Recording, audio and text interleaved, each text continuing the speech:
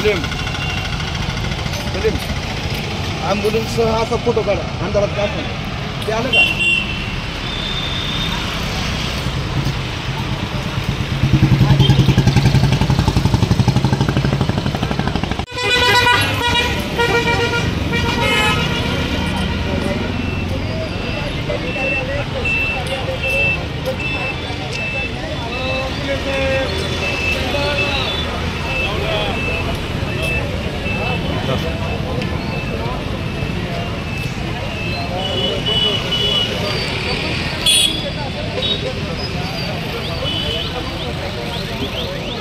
झालेलं शेतीचं जुनं प्रकरण काय नाव आजोबाचं एकनाथ बी महाराणी नाव आहे.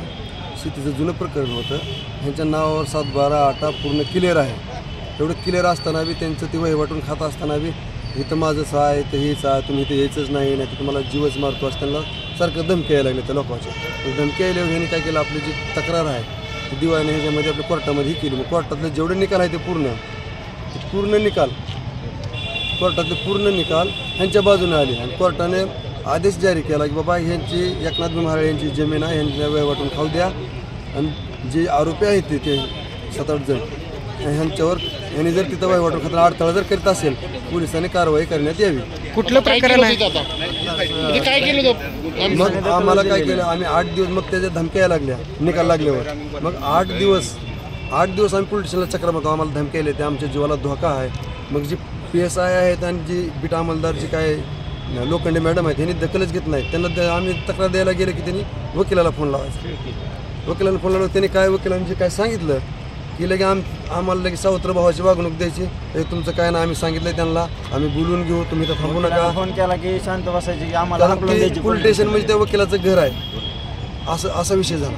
ठीक आहे. कुठलं प्रकरण आणि कधी घडलं होतं? काय आणलं इथं? डेड बॉडी आहे ॲम्ब्युलन्समध्ये आणि आम्ही डेड बॉडी आम्हाला SP साहेबांना सुद्धा भेटू देत नव्हती. पोलिस भेटू देत नव्हते आम्हाला इकडे यायचं होतं. ते सोलापूरून पेशंट येताना आमची 4 वेळेस गाडी अडवली, मागे पुढे गाड्या लावून तिकडे गाड्या घेऊन गेले. त्यावर अत्याचार होत आहे. तो माणूस आम्हाला त्यांच्यापासून जीवाला धोका आहे. ह्या माझ्या चुलतीला त्या माणसाने 3-4 वेळेस मारलेला आहे. तरी पण तुम्ही जी न्याय व्यवस्था आहे त्यांना माझी नम्र विनंती आहे की आम्हाला न्याय दिला पाहिजे. महिलांविरुद्ध हात उचलणाऱ्याला अटक झाली पाहिजे, फाशीची शिक्षा भेटली पाहिजे, माझी कळकळीची विनंती आहे.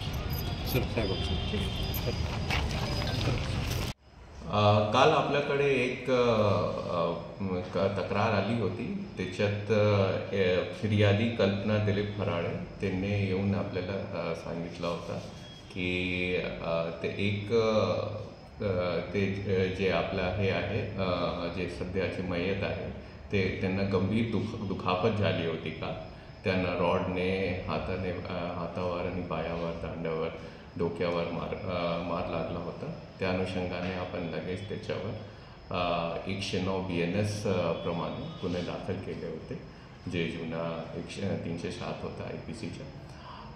त्या अनुषंगाने आपला तपास चालू होता. त्याच्यात त्यांनी 6 आरोपीचं नाव दिले होते.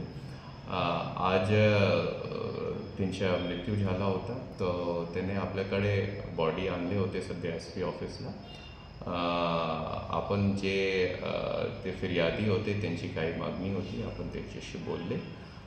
त्यांची 2 मागणी होती जनरली. एक तरी आपल्या काहीतरी त्यांना FIR मध्ये ॲड करायचे होतं, ते आपण करत आहे ऑलरेडी. आणि दुसरी त्यांची काही कर्मचारीवर तक्रार होती, ते पण आपण घेतली आहे आणि ते कायद्याप्रमाणे आपण त्याच्यावर कारवाई करणार.